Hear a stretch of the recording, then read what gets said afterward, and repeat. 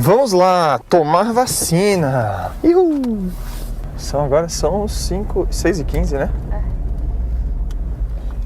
Estamos prontos. Dirija com segurança. No dia 19 de julho de 2021, eu saí de carro bem mais cedo do que estou acostumado, peguei 2 amigos no caminho e já fui para a UBS Vila Romana, que fica na zona oeste da cidade de São Paulo. Finalmente tinha chegado meu dia de tomar a primeira dose da vacina da Covid. Aqui então? Na fila saíram. Aqui tá ótimo. Tá ótimo.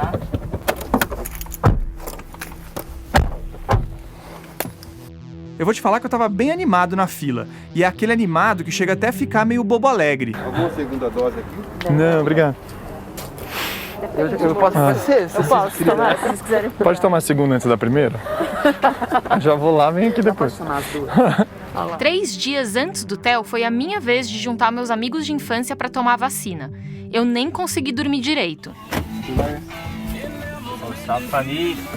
E aí, Lequinho? Todos animados? Muito animados. A batata que sabe. Vamos botar no Waze aí. Vamos fazer é pra lá, né? Cara, acho que a gente acordou bem cedo, hein? Se tiver fila, bicho. Hein? Encontrando pra vacinar. 6 da manhã, quem diria, hein? Eu fui pro posto como se eu estivesse indo para um bloco de carnaval. E foi igual pro resto do Ciência Suja. O Felipe aproveitou para tomar vacina no estádio do Palmeiras, o time que ele torce. E tô chegando aqui no portão B, que é o portão que eu entro para ver jogo. E é o portão que eu vou entrar para tomar vacina. A fila tá menor do que em dia de jogo, embora digam que a fila aqui é sempre grande, mas hoje está tranquilo aparentemente aqui. Tô vendo as pessoas saindo e, bom, vou entrar na fila agora. A vacina que a gente tá pegando já tá matando. Claro, vacina boa é que tá em mim. Já o Pedrão recebeu a dose dele em São José dos Campos, a sua cidade natal, junto com a Ana, a companheira dele. Ai, meu Deus do céu, a gente vacinou, gato. Vai ter carnaval ano que vem. Caraca, velho, eu não creio que eu vacinei, sério. Ele inclusive bateu um papo com a Lilian, que era quem estava aplicando as vacinas. Que isso, moço? É um gravadorzinho de áudio. Tô gravando a nossa vacinação aqui. Eu faço um podcast sobre ciência. E aí a gente vai fazer um episódio sobre antivacina, o movimento antivacina, né?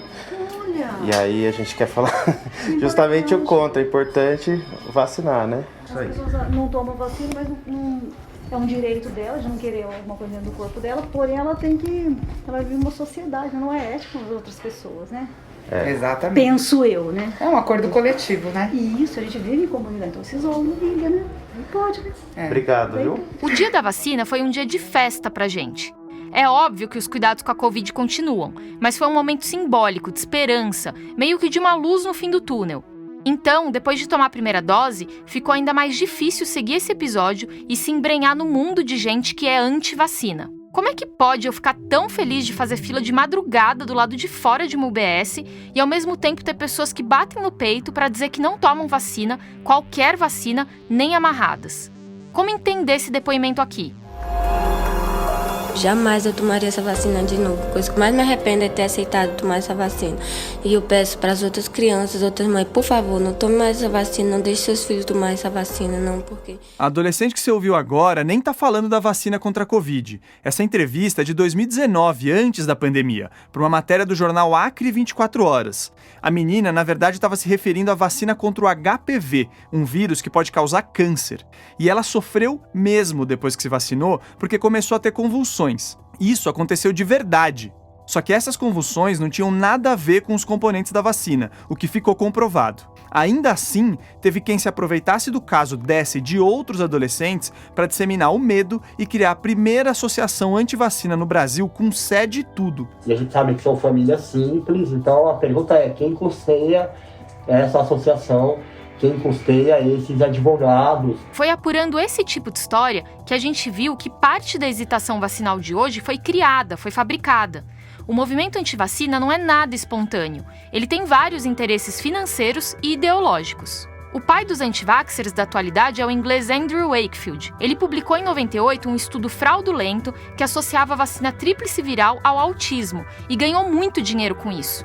A gente conversou com o jornalista que desmascarou o Wakefield anos depois, o também britânico Brian Deer. Nesse episódio, a gente vai contar como o movimento antivacina deturpou a ciência e segue causando terror em muita gente, inclusive durante a pandemia de Covid. E como por trás desse pânico gerado há todo o interesse em vender soluções que não são nada baratas. O meu nome é Theo Ruprecht. Eu sou a Thaís Manarini e esse é o Ciência Suja, o podcast que mostra que em crimes contra a ciência, as vítimas somos todos nós.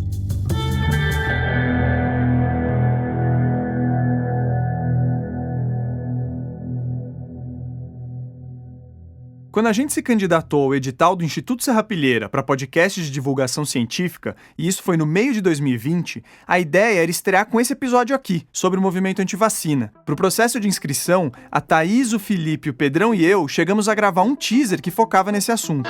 A desconfiança com as vacinas é tão antiga quanto as próprias vacinas, mas um movimento contra elas que seja estruturado e apoiado por celebridades e até líderes de Estado, isso é um fenômeno que deu seus primeiros passos em 1998. Mas aí as vacinas contra a Covid foram se aproximando da realidade e com elas aumentou o barulho feito pelos antivaxxers. Vacina vinda da China, esse país comunista que está querendo implantar chips nos brasileiros.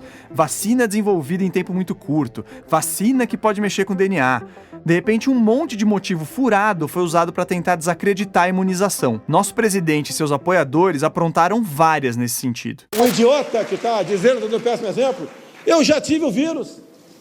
Eu já tenho anticorpo, para que tomar vacina de novo? Com notícia nova a toda hora e esse clima instável, ficou claro que a gente deveria adiar um pouco esse episódio para ter uma perspectiva melhor do que viria pela frente e também para ver se algo diferente iria aparecer. Esse algo diferente, infelizmente, surgiu já no começo de 2021.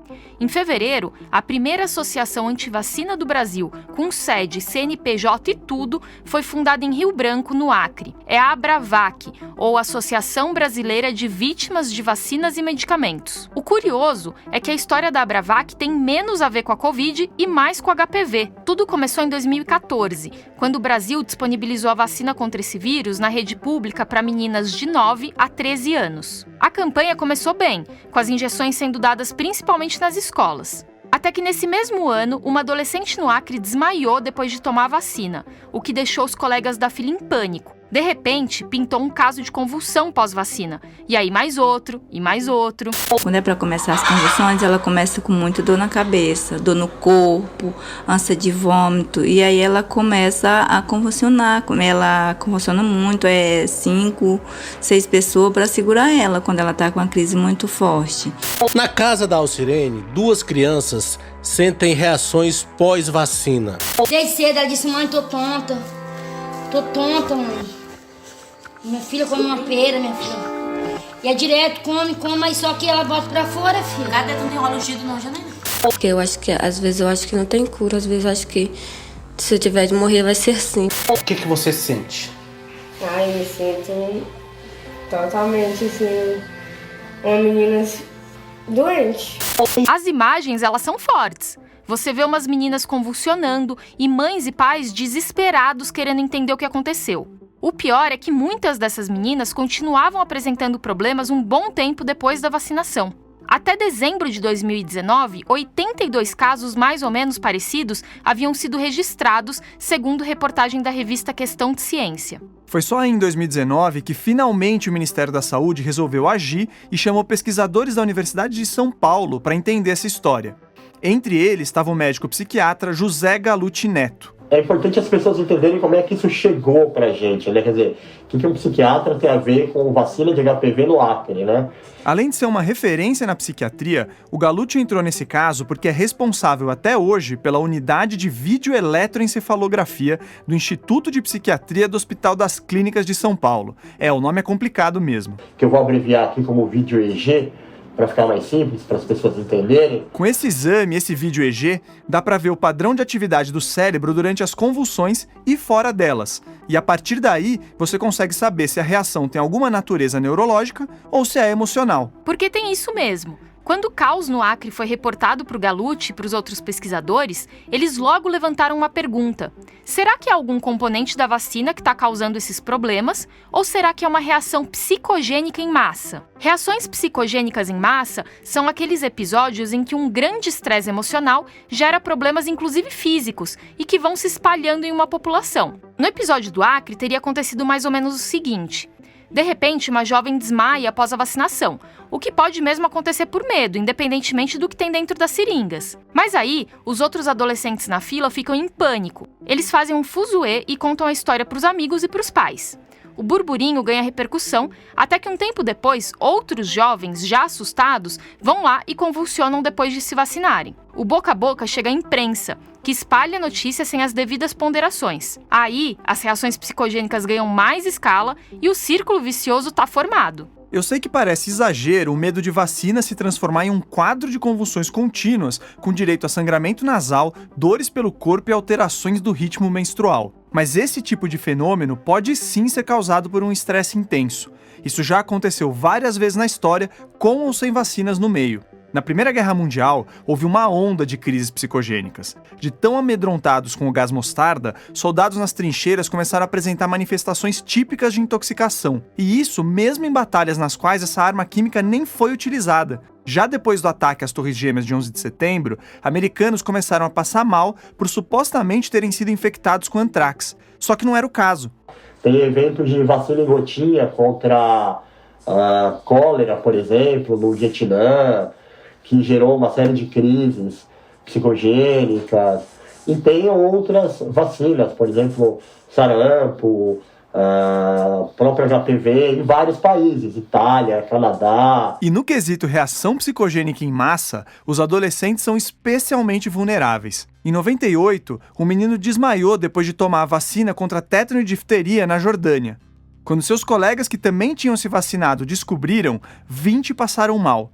Depois que a imprensa entrou no meio, mais 700 alunos de outras escolas reclamaram de problemas parecidos. Em 2014, a própria vacina do HPV teve envolvida em um caso semelhante na Colômbia e em outro na cidade de Bertioga, no litoral de São Paulo. Nas duas situações, ficou provado que os adolescentes estavam sofrendo reações psicogênicas. Então, essa população ela é mais suscetível, porque eles interpretam o medo da vacinação de uma maneira diferente, eles são mais vulneráveis, eles são mais sugestionáveis, então isso ganha uma proporção de espraiamento mais fácil, vamos dizer assim. E aqui a gente volta para o tal exame de vídeo EEG do Gallucci. Ele e os outros pesquisadores coletaram informações com médicos e autoridades locais e aí trouxeram para São Paulo alguns dos jovens do Acre que estavam sofrendo essas convulsões. O vídeo EEG não é um exame rápido, você tem que monitorizar a pessoa, mas tem que esperar acontecer o desmaio. Se o desmaio não acontece, o exame não serve para nada. Cada um desses adolescentes passou por uma bateria de exames e foi acompanhado com o vídeo EEG por 2 semanas. E tem uma coisa interessante com esse teste. Em dado momento, os especialistas podem fazer uma prova de estresse. Então a gente faz uma entrevista discutindo temas que são temas, vamos dizer assim, quentes emocionalmente, para ver se durante essa conversa a gente consegue induzir ou sugestionar a ocorrência do evento emocional. Gente, que pergunta é essa, doutor Gallucci, para eu não fazer para ninguém? Quais são essas perguntas que vocês fazem, assim, para esses pacientes? São técnicas Para mim seria falar do governo Bolsonaro, aí já ia me dar aqui, ó. A gente pode começar com coisas mais gerais, por exemplo, o Bolsonaro, mas a gente vai sempre para o particular, né? Para o estresse daquela pessoa, né? O Gallucci entrava em temas como abuso sexual e emocional, privações materiais, fome e outras tragédias pelas quais esses adolescentes tinham passado. Fazendo isso, ele conseguiu provocar reação psicogênica em praticamente todos os adolescentes avaliados. O Gallucci e os outros pesquisadores analisaram todos os dados das entrevistas, do vídeo EEG e de outros exames e aí publicaram um estudo em outubro de 2020 numa revista científica muito respeitada, a Vaccine. Lá no artigo está escrito que, dos 12 pacientes com convulsões analisados, 10 testaram positivo para reação psicogênica. Já os outros 2 foram diagnosticados com um tipo de epilepsia que não tem qualquer relação com a vacina do HPV. E aí, caso encerrado? Infelizmente não. Os anos de descaso do governo já tinham aberto as portas para o movimento antivacina no Acre. E eu vou te falar que acho isso compreensível. Imagine se o seu filho e uns outros jovens começam a convulsionar e por 5 anos as autoridades não dão bola ou chegam até a dizer que você está mentindo. Não é fácil, não. E aí, quando você já tá perdido e com raiva de tudo, de repente surgem uns médicos com provas, bem entre aspas, de que a causa desse estrago todo é a vacina do HPV e que eles têm a solução para isso. E foi mais ou menos o que aconteceu mesmo. Antes do Galute ficar sabendo de qualquer coisa, alguns profissionais de saúde já estavam circulando por Rio Branco prometendo curas. Um deles, o neurocirurgião Elcio da Silveira Machado, alegava que os jovens tinham sofrido danos no cérebro e que uma cirurgia na cabeça seria a melhor solução. É óbvio que o tratamento não sairia de graça e também é óbvio que os estudos do Galute comprovaram que não havia alterações que justificassem qualquer operação. Para ter ideia do naipe da figura, o Elcio chegou a ser suspenso pelo Conselho Regional de Medicina do Estado de Minas Gerais por causa de um outro caso em maio de 2021. Ele foi enquadrado por praticar atos médicos desnecessários ou proibidos, exagerar a gravidade do diagnóstico ou do prognóstico e por deixar de utilizar a terapêutica correta. Mas enfim, o Elcio na verdade nem é o médico mais ligado ao movimento antivacina do Acre. Quem certamente ostenta esse título é a Maria Emília Gadelha Serra. E olha que ela é aqui de São Paulo, onde tem uma clínica de medicina alternativa numa região nobre da cidade. A Maria Emília até dizia na época que não era do movimento antivacina, mas muitas das atitudes dela mostram que não é bem assim. São vários exemplos, mas a gente escolheu um simbólico que resume o modus operandi dela e que também tem um caráter oficial, já que aconteceu na Câmara dos Deputados, em Brasília. É uma apresentação que a Maria Emília fez numa audiência pública da Comissão de Seguridade Social e Família em novembro de 2019 e que circula nas redes sociais. Além da médica paulista, estavam por lá mães de adolescentes do Acre que tiveram as reações psicogênicas, o Elcio e a equipe da USP que fez toda aquela investigação, inclusive o Galute. São quase 4 horas de audiência, mas dá para dividir claramente em 2 momentos. Na primeira parte, é a ciência séria quem tem a palavra. O time da USP apresenta em detalhes a pesquisa que atestou as reações psicogênicas e representantes do Ministério da Saúde e da Secretaria de Saúde do Acre também defendem a segurança das vacinas com base em outros estudos e dados. Mas aí tem a segunda parte. E ela parece uma homenagem ao nosso podcast, porque o que rola ali é ciência suja mesmo. E quem brilha é a Maria Emília.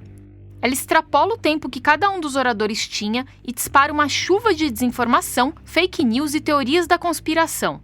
Ouça ela aqui se apresentando. Eu me chamo Maria Emília Gadelha Serra, eu sou médica há 31 anos, formada pela Universidade Federal do Rio de Janeiro, com mestrado pela Escola Paulista e atualmente pós-graduando em perícias médicas pela Santa Casa de São Paulo. Sou simplesmente uma médica, né?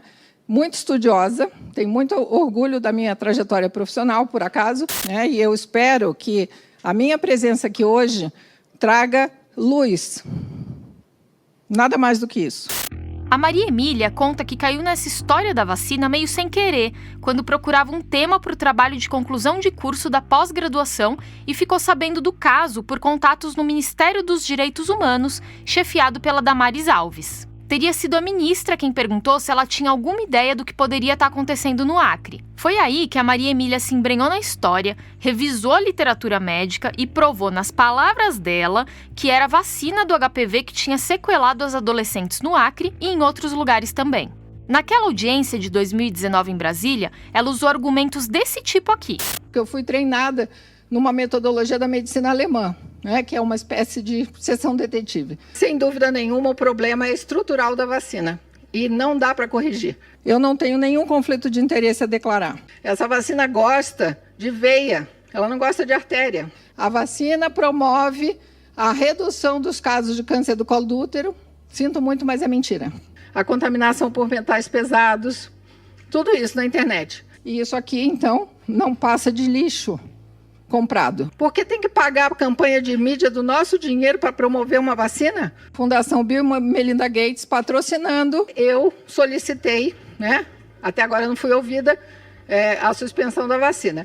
Daria para gastar um tempão do episódio desmascarando item por item as teorias furadas da Maria Emília. Mas ela basicamente expõe o drama das famílias, conta histórias pela metade e seleciona estudos tendenciosos que já foram derrubados pela comunidade científica. Ao mesmo tempo, a médica deixa de lado a enorme maioria de pesquisas que comprova a eficácia e a segurança da vacina do HPV. E no meio de tudo isso, ainda joga umas teorias da conspiração. Não tem nada na apresentação da Maria Emília que comprove os problemas que ela aponta. Para quem ouviu o nosso primeiro episódio, lembra muito o discurso do Renato Meneghello, um dos defensores da pílula do câncer. Um dos argumentos que a Maria Emília repete insistentemente é o do conflito de interesses. Porque o fulano é bancado pela indústria farmacêutica que produz vacinas e tudo mais. Só que isso é um pouco curioso, porque entre os tratamentos que ela propõe para as, entre aspas, vítimas da vacina, está a ozonioterapia, e a Maria Emília comanda a Sociedade Brasileira de Ozonioterapia Médica, a SOBOM. Eu também sou presidente da Sociedade Brasileira de Ozonioterapia Médica, que é um procedimento médico que está em processo de reconhecimento, né?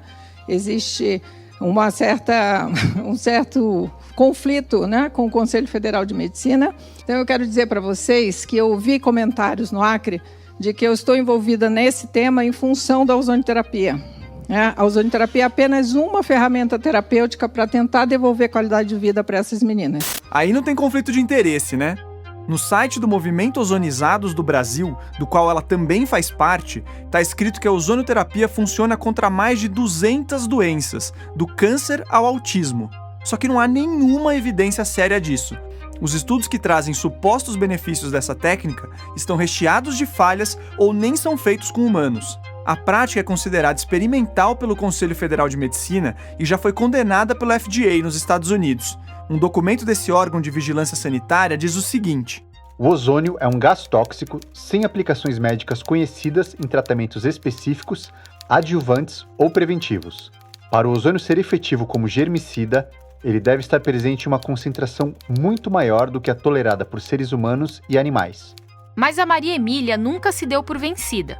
Para ela, a ozonioterapia e outros tratamentos alternativos dispensam a necessidade de vacinas e, mais do que isso, controlam seus supostos danos. Em agosto de 2019, ela chegou a enviar um e-mail para o então ministro da Saúde, o Luiz Henrique Mandetta, pedindo a suspensão nacional da vacinação contra o HPV. A confiança era tanta que ela copiou os presidentes da Sociedade Brasileira de Pediatria e da Sociedade Brasileira de Imunizações na mensagem.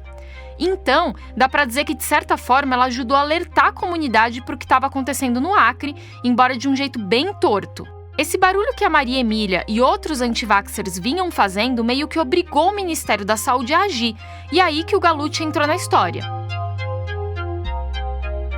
E aqui a gente finalmente volta para a Abravac, aquela associação antivacina brasileira. Uma das criadoras e atual presidente é a Edilene dos Santos Conceição, mãe de uma das adolescentes que apresentou reações depois de tomar a vacina do HPV. Ela estava lá naquela apresentação do Senado com a Maria Emília e, numa entrevista para o jornal o Globo, disse que acordou para os danos dessa vacina depois de um culto religioso. Mas a verdade é que a Abravac tem as digitais da Maria Emília em tudo quanto é canto. No Instagram da associação, por exemplo, tem post dizendo que eles oferecem atividades multidisciplinares relacionadas a práticas integrativas, entre elas a ozonioterapia. E a Maria Emília aparece toda hora por lá, em lives, fotos, vídeos. Tem até uns posts recentes em que eles desenharam uma espécie de super-heroína com um M no peito, uma letra que nem aparece na sigla da Abravac. Invejosos diriam que é M de mãe, mas daria para ser de Maria, até porque o desenho se parece bastante com ela. Mas mais do que isso, a firma de advocacia que representa a Abravac também atende a Sociedade Brasileira de Ozonioterapia Médica. E como a gente já disse, essa entidade é presidida pela Maria Emília. O Pedrão, nosso produtor, entrou em contato com a Abravac para tentar entender se a associação recomenda algum serviço de ozonioterapia como alternativa à vacina e recebeu uma resposta meio evasiva por WhatsApp. Eles disseram que iriam pedir indicação da, abre aspas, Presidência da Ozonioterapia no Brasil. A indicação nunca veio, talvez por alguma desconfiança. Mas depois disso, o Pedrão começou a receber mensagens assinadas pela própria Maria Emília pedindo doações para a Abravac. Agora a gente precisa fazer uma pausa e voltar na história. Porque como a Thaís disse naquele nosso teaser pro edital do Serra Pilheira, a desconfiança com as vacinas é tão antiga quanto as próprias vacinas. Só que o medo de vacinas não começou com um interesse obscuro. Ele surgiu por receio do novo e pelas próprias reações adversas que as primeiras vacinas provocavam.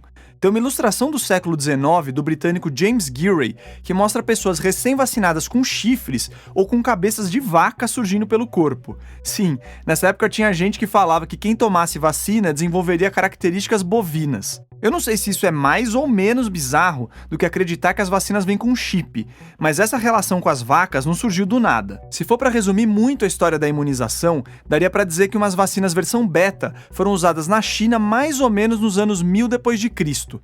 O pessoal pegava a crosta da lesão de pele de uma pessoa com varíola, amassava até virar pó e aí assoprava com um bambu para dentro do nariz do coleguinha. E isso até funcionava, só que o risco de dar problema não era pequeno. Experiências parecidas foram se espalhando pelo mundo até que no finalzinho do século XVIII surgiu o que é considerado o primeiro imunizante oficial da história, também contra a varíola. E ele foi criado pelo médico Edward Jenner na Inglaterra a partir do vírus da varíola bovina, que é parecido com a varíola que atacava os humanos. Daí a relação com as vacas, tadinhas. E aí Jenner que observou que os ordenhadores tinham pústulas na mão, mas eles não contraíam a varíola. Não tinha a doença da varíola. Esse é o Dr. Akira Homa, da Fiocruz. Ele é uma lenda viva da ciência brasileira e um pioneiro na produção de diferentes vacinas no Brasil. Ele imaginou se pegasse essa pústula, colocasse em gente, poderia imunizar. Alguns meses depois, ele fez um challenge, um desafio. Pegou o vírus da varíola e colocou na criança e a criança não teve nada. Ele pensou, bom, temos um negócio que pode proteger contra a varíola e começou a fazer... É isso aí, ele usou crianças em seus experimentos, entre outras barbaridades. Mas a gente tem que dar um desconto. Método científico era pouco discutido na época e a ética então nem se fala. Também vale dizer que a varíola em si é muito agressiva, então o pessoal estava fazendo qualquer coisa para tentar se proteger. Essa infecção causa febre alta, dificuldade de respirar, dores, inflamação na garganta. Depois disso, vem as erupções na pele ou as pústulas, que são tipo umas verrugas cheias de pus e que se espalham dos pés ao couro cabeludo. Na Europa do século XVIII, estima-se que a varíola matava 400 mil pessoas por ano. 1/3 dos adultos infectados e 8 em cada 10 crianças morriam. E muitos sobreviventes ficavam marcados com cicatrizes pro resto da vida. Eu não sei você, Thaís, mas eu preferiria o risco de virar vaca. Nossa, eu tomaria a vacina numa boa. Mas ok, é complicado dizer isso agora, mais de 200 anos depois. Apesar da varíola ser uma ameaça real naquele tempo, os efeitos colaterais dessa primeira vacina também não eram moleza. No livro História das Epidemias, o infectologista Stefan Cunha menciona casos de úlceras na pele, erisipela e mesmo transmissão de outras doenças, como a sífilis.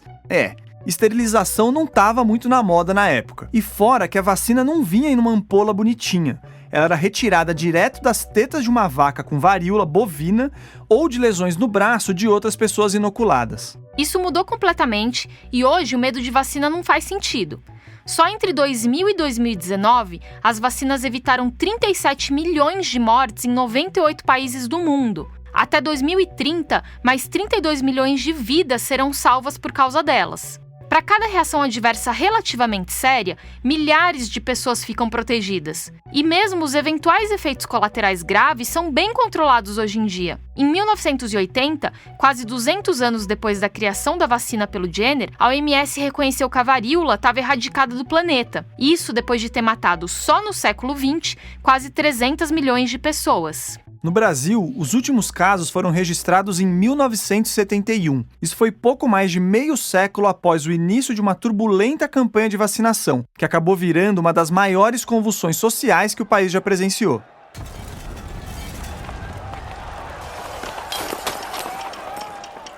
Prosseguia desenfreada em todos os pontos da cidade a luta entre o povo e a força.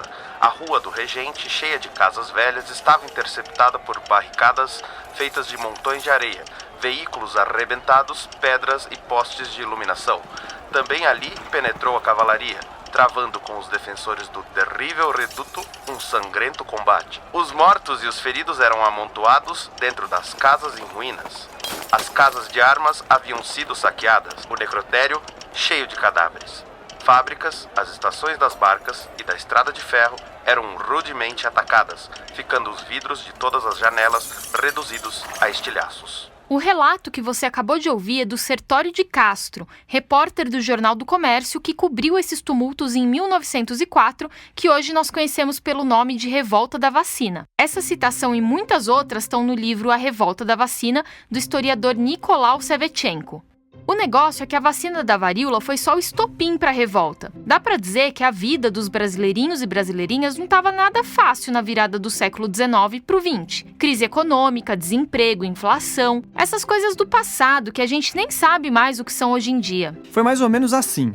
O presidente Rodrigues Alves chegou no poder com a missão de sanear o Rio de Janeiro, que vivia uma somatória de epidemias. Esse caos estava afastando a chegada de imigrantes, uma mão de obra necessária para um país saindo dos tempos de escravidão e desejável para um projeto de embranquecimento da população. Aliás, lembra do nosso episódio sobre eugenia? Se ainda não escutou, escute. A peste bubônica, a febre amarela, a varíola. Os navios nem atracavam no porto do Rio de Janeiro por causa do receio de contrair essas doenças aqui na cidade. Essa é a voz do Akira Roma de novo. E é isso mesmo. Tinha a peste bubônica, que é causada pela pulga dos ratos, febre amarela, que é transmitida por mosquitos, e a varíola. O Rodrigues Alves e Pereira Passos, o prefeito da época, estavam implementando toda a modernização da cidade do Rio de Janeiro, criando novas avenidas, melhorando toda a estrutura de saneamento básico, coisinha, etc. E para isso, teve que retirar prédios, casas, cortiços. Estabelecer um programa de imunização bem-sucedido nunca foi simples. Agora imagina ter que fazer isso no meio de uma reforma urbanística que ia abrir grandes avenidas e desalojar milhares de pessoas.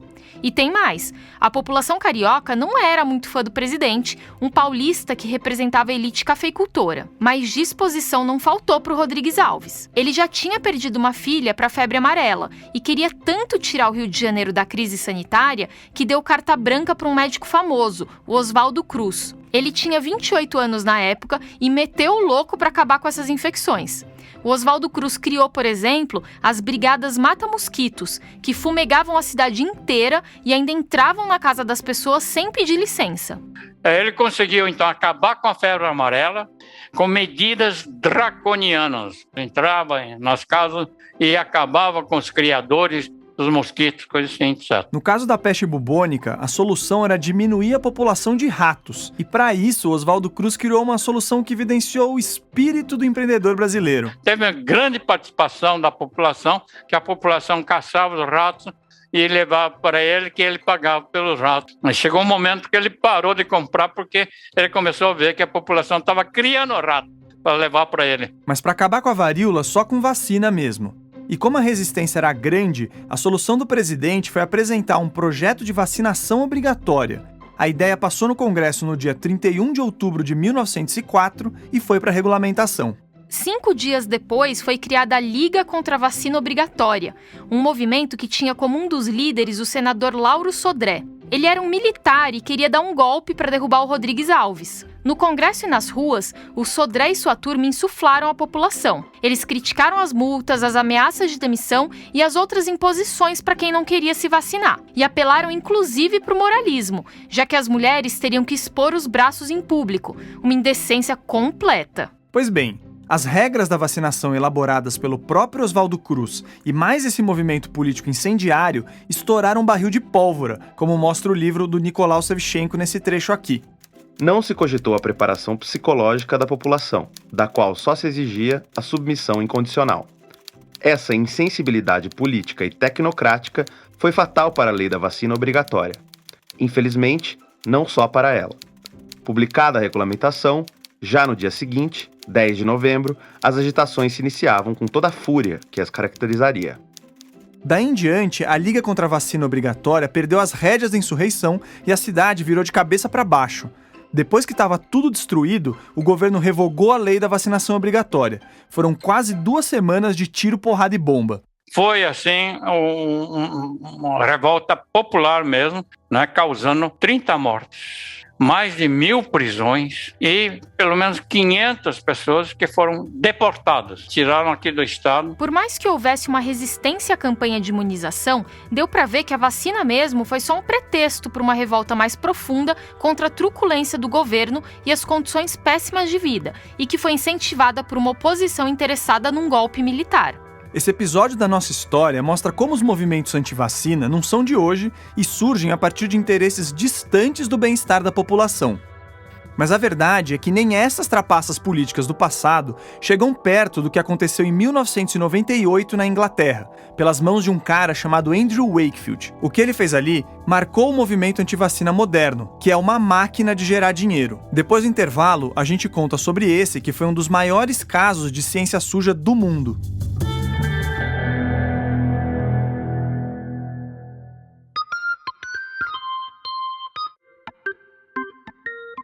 O Ciência Suja tem o apoio do Instituto Serrapilheira, que fomenta projetos de pesquisa e divulgação científica pelo Brasil. Você tá gostando? Então divulgue o podcast para os amigos e fique de olho nas nossas redes sociais. De vez em quando, a gente coloca nas redes uns links para comprar livros que serviram de apoio para os episódios. Se você entrar neles e comprar esses livros, ou qualquer outra coisa, na verdade, a gente ganha uma porcentagem que ajuda a manter o nosso projeto vivo. E agora, uma podcaster que a gente admira muito tem um recado pra você. Oi, Bia Guimarães aqui. Eu sou uma das apresentadoras do podcast 37 Graus. Tô interrompendo o programa rapidinho pra falar que já começou a nova temporada do 37 Graus, na esquina da realidade. Cada episódio conta uma história que desafia o limite entre o que é real e o que não é. Em um deles, eu investigo as memórias de um acidente de carro que aconteceu comigo 11 anos atrás. Em outro, a gente cavuca uma teoria da conspiração que acabou mal no interior de São Paulo. Tem também a história de um telescópio no meio de um vale silencioso para desvendar um grande mistério do universo e de um dia em que a realidade virou do avesso de uma hora para outra. Porque se você joga uma pedra para cima, ela cai. O universo, ele tá funcionando ao contrário. Realmente aconteceu? Não. Tu jura de pé junto que aquilo aconteceu. As pessoas não sabem o que fazer, a gente não tá preparado. Então veio um negócio que não dá para explicar direito. Foi aqui. E eu não sei se eu superei isso até hoje. Escute o 37 Graus no seu aplicativo para podcast favorito. Tem chance de ser muita coisa esquisita.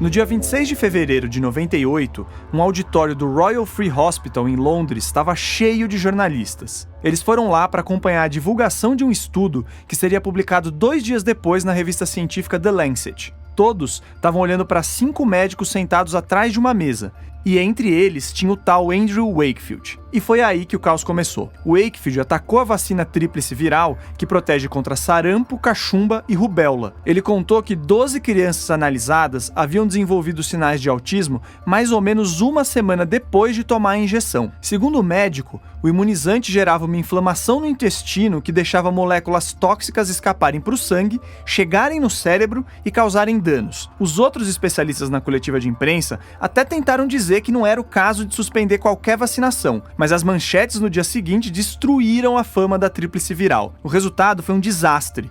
A taxa de vacinação contra o sarampo em crianças inglesas saiu de 91% em 98 para 80% em 2003, sendo que o recomendado pela OMS é ficar na casa dos 95%. E o pior é que essa tendência de queda se espalhou pela Europa. Na época que saiu a pesquisa do Wakefield, alguns profissionais já tinham falado que o número de crianças analisadas era pequeno para tirar qualquer conclusão, e que outros trabalhos não encontraram nada parecido. Mas até aí, eles não estavam questionando a veracidade dos dados em si. Quem realmente revelou a sujeira por trás desse estudo, e você vai ver que era muita sujeira, foi o jornalista investigativo Brian Deer. Okay, my name is Brian Deer. I'm an investigative journalist based in London. A gente conversou com o Brian por videoconferência. Como ele não fala português, nosso editor Felipe vai interpretar o que ele disse. Tá com moral pra fazer as vezes de um dos jornalistas mais respeitados do mundo, hein, Felipe? Opa, vamos lá. Então tá, meu nome é Brian Deer e eu sou um jornalista investigativo de Londres e eu trabalho para o Sunday Times. Em 2020, o Brian publicou um livro contando a história completa da sua investigação, que se chama The Doctor Who Fooled the World, ou O Médico que Enganou o Mundo, em tradução livre. É um espetáculo de apuração, eu recomendo demais. Pena que não tem em português. E por causa de um capítulo do livro sobre a disseminação do movimento antivacina, o Brian inclusive veio para São Paulo uns tempos atrás. What I most remember about São Paulo. O que eu mais me lembro de São Paulo foi o Shopping Eldorado. Ele é absolutamente gigante. Também achei uma ótima ideia esses restaurantes que você pode se servir e depois você dá o prato para o atendente pesar e definir o preço. Eu não sei, isso é uma exclusividade de São Paulo ou é uma coisa brasileira? Is that a Brazilian thing? É o restaurante por quilo, Brian, e é bem comum no Brasil mesmo. Outra coisa que eu gostei da cultura brasileira é essa inclinação que as pessoas têm de cantar junto com o músico em shows. O cantor começa a cantar e aí a audiência canta junto, até que o cantor para e as pessoas continuam.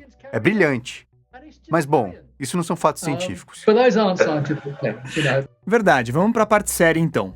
No processo de apuração, o Brian entrevistou um monte de gente, inclusive pais das crianças do estudo do Wakefield, e analisou cerca de 16 mil documentos. Ah, e antes que você venha falar que o Brian Deer é um vendido da Big Pharma, fique sabendo que ele é um dos jornalistas que mais expôs malandragens das farmacêuticas. Ele já revelou controvérsias por trás de remédios como Vioxx, Bactrim e até o Viagra. Para quem se interessar, é só entrar no site dele, o briandeer.com. Mas bom, uma das primeiras reportagens que o Brian publicou sobre o assunto saiu em 2004 e mostrava que 2 anos antes de soltar seu estudo, o Wakefield fechou um acordo secreto com um cara chamado Richard Barr. O Barr era um advogado que estava querendo botar de pé uma ação coletiva por supostos danos causados pela vacina tríplice viral. O Wakefield pediu 150 libras por hora para servir como consultor e testemunha independente, entre aspas. Seu estudo também foi financiado pelo Richard Barr. Em 2003, quando o processo na justiça foi rejeitado por falta de evidências, o Wakefield já tinha embolsado 435.643 libras, cerca de 8 vezes mais do que o seu salário anual na época. E pior do que isso, no artigo do estudo, o Wakefield escreveu que as 12 crianças analisadas haviam chegado ao hospital sem qualquer indicação. Mas, na verdade, o próprio Barr mandou parte desse pessoal para o Wakefield, o que contamina completamente a pesquisa. Eu mostrei que essas crianças foram levadas por pais que eram membros ou conhecidos de grupos anti-vacina. E eles foram lá com o motivo de tentar provar que suas crianças haviam sofrido por causa da vacina tríplice viral. O Wakefield estava recebendo enormes quantidades de dinheiro. Era um conflito de interesse monstruoso. Outra coisa que o Brian descobriu é que 1 ano antes da publicação da pesquisa, o Wakefield já tinha pedido a patente de supostos remédios contra o autismo e da sua própria vacina. Pois é, o anti-vaxxer mais famoso de todos os tempos nem era anti-vaxxer. O que o Wakefield queria era destruir a imagem da tríplice viral para vender uma vacina focada só no sarampo. E aí ele fraudou na cara dura o estudo. Não tinha uma criança naquele artigo que foi reportada com precisão e de acordo com os registros que o próprio Wakefield tinha no hospital. Na descrição da pesquisa, uma das crianças teria começado a apresentar sintomas de autismo 2 semanas depois da vacinação. Mas o Brian descobriu que, na verdade, se passaram pelo menos 9 meses. Em outro caso, os sinais de autismo vieram antes da injeção. E por aí vai. Ah, e ele rejeitou uma proposta para fazer um estudo maior, seguindo todos os critérios científicos para provar sua teoria. Ou seja, o Wakefield ganhou o sonho de todo cientista e deu para trás. Por que será, né, minha gente?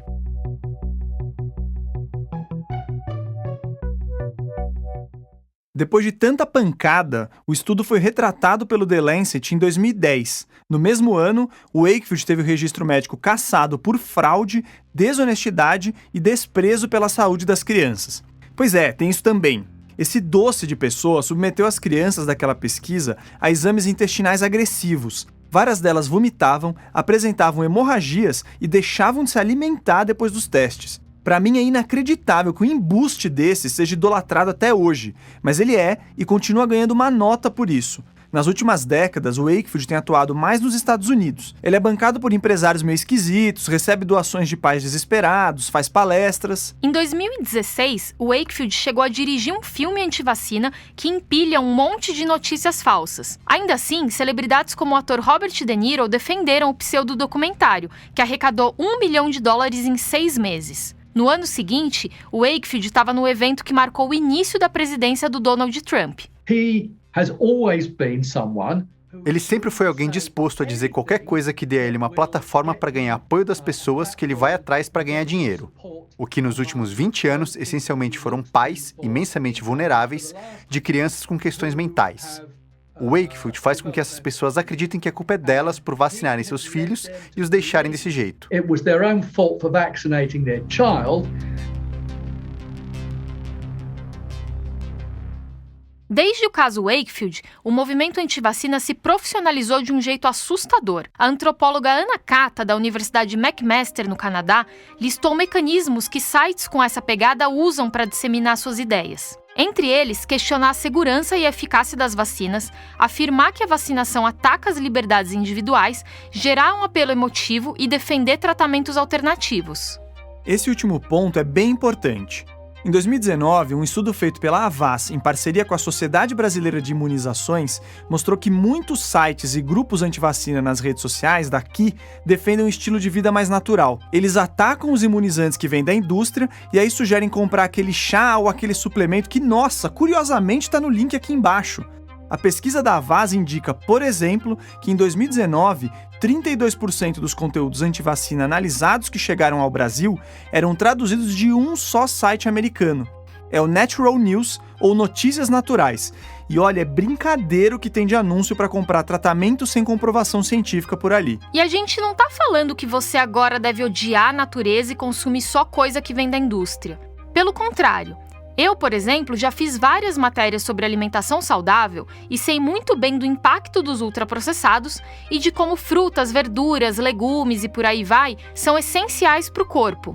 Já eu escrevi algumas reportagens sobre essa tendência de medicalizar a vida ou de situações em que certos remédios são mais danosos do que benéficos.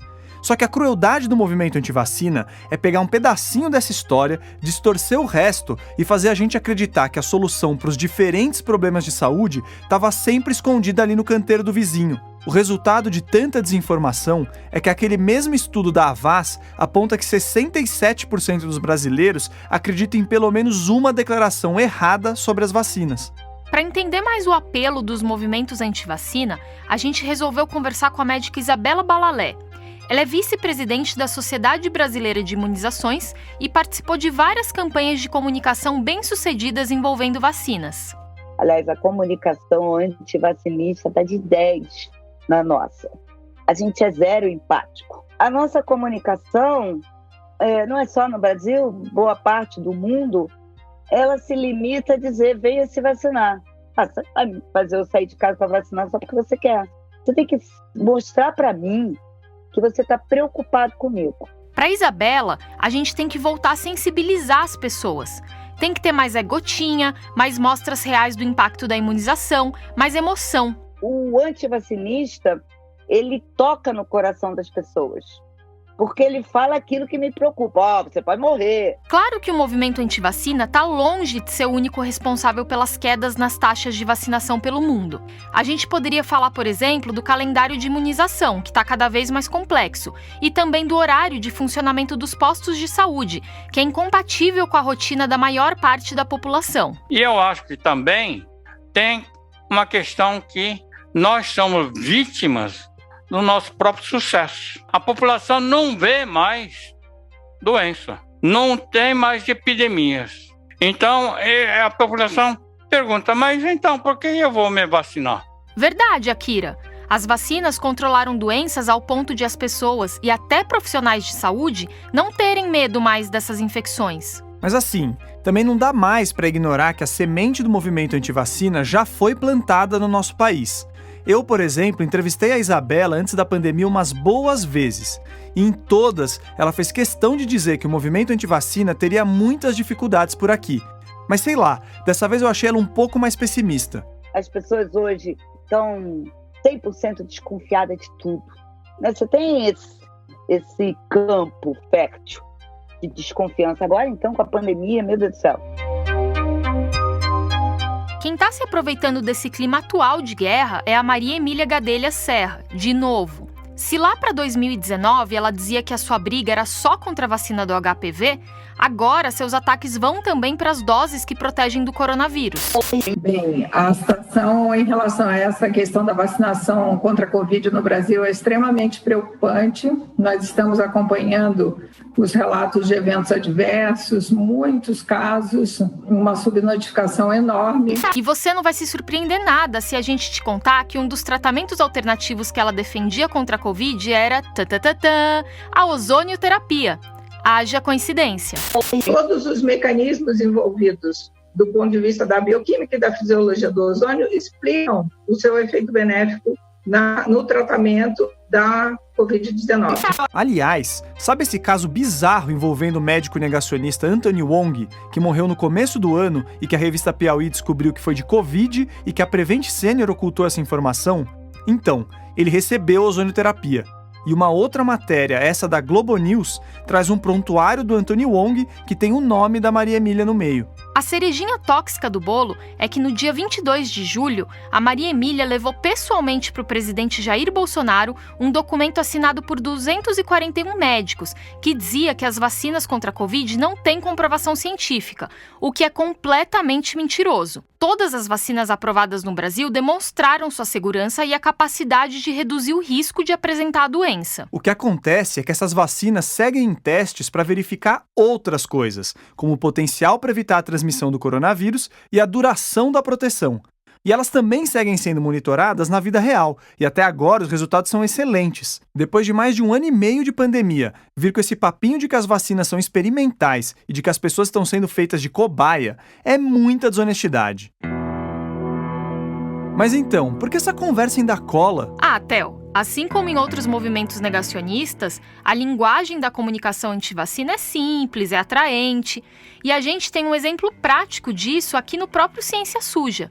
Conta a história aí, Pedrão. Então, aí depois daquela vacinação nossa, super alto astral, todo mundo animado, a Ana começou a ter uma febre chata, que voltava todos os dias. A gente foi no hospital meio preocupado, a médica atendeu a gente e falou de cara que era a reação da vacina.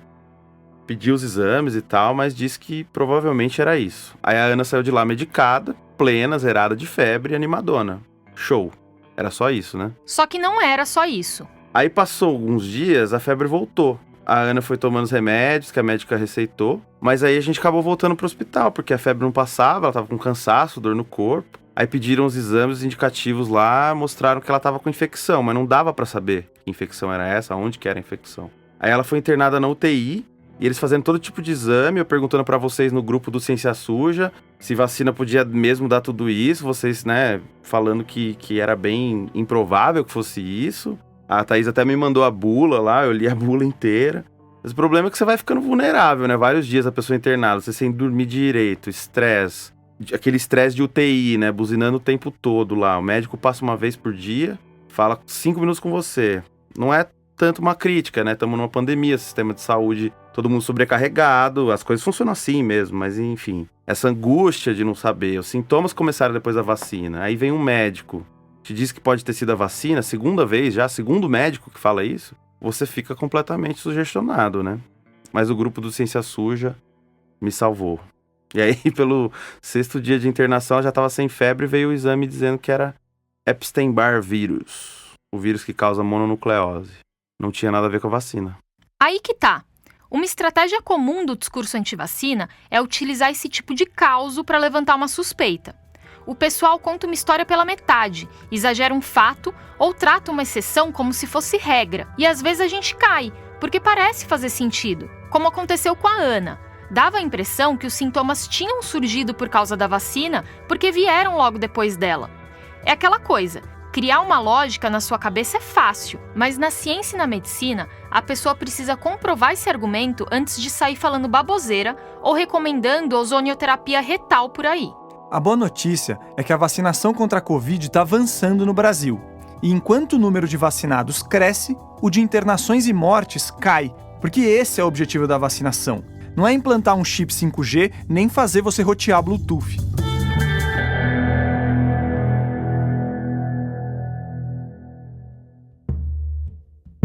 Gente, estamos juntos nessa. E vamos sair juntos também. A vacinação tá aí para salvar vidas e para que com o tempo a gente volte a se reunir com os amigos numa boa, fora do posto de saúde. Para que o Felipe possa ir no jogo do time dele.